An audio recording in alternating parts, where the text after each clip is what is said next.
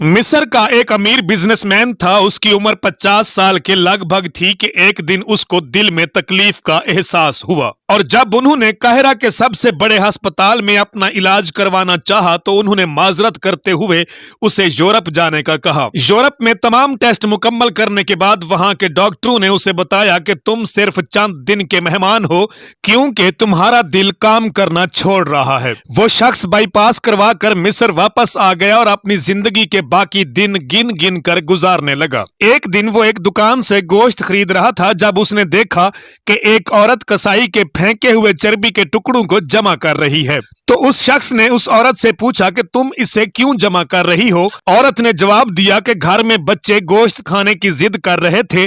चूंकि मेरा शौहर मर चुका है और कमाने का कोई भी जरिया नहीं है, इसलिए मैंने बच्चों की जिद की बदौलत मजबूर होकर ये कदम उठाया है। इस फेंकी हुई चर्बी के साथ थोड़ा बहुत गोश्त भी आ जाता है जिसे साफ करके पका लूंगी और मेरे छोटे छोटे मासूम बच्चे वो गोश्त खा लेंगे। ये सुनकर बिजनेसमैन की आंखों में आंसू आ गए और उसने सोचा कि मेरी इतनी दौलत का मुझे क्या फायदा, मैं तो अब बस चंद दिन का मेहमान हूं। मेरी दौलत किसी गरीब के काम आ जाए तो इससे ज्यादा मेरे लिए और क्या बेहतर होगा। उसने उसी वक्त उस औरत को काफी सारा गोश्त खरीद कर दिया और कसाई से कहा कि इस औरत की पहचान कर लो, इस औरत को अच्छी तरह से देख लो, ये जब भी आए और जितना भी गोश्त मांगे इसे गोश्त दे देना और गोश्त के पैसे हर बार आप मुझसे ले लेना। इस वाकया के बाद वो शख्स अपने रोजमर्रा मामूलात में मसरूफ हो गया।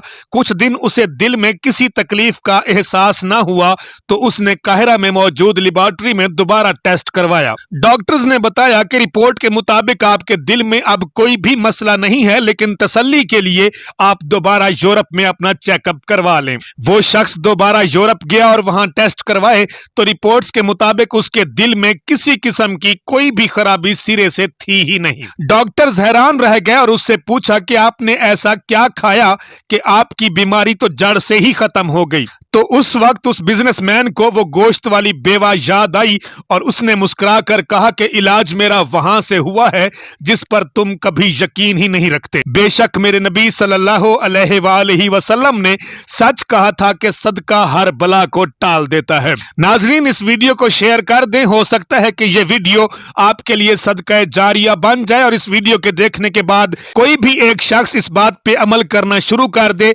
और उसकी जिंदगी बदल जाए। काशी बलोच को इजाजत दीजिए। अल्लाह निगहबान। पाकिस्तान हमेशा जिंदाबाद।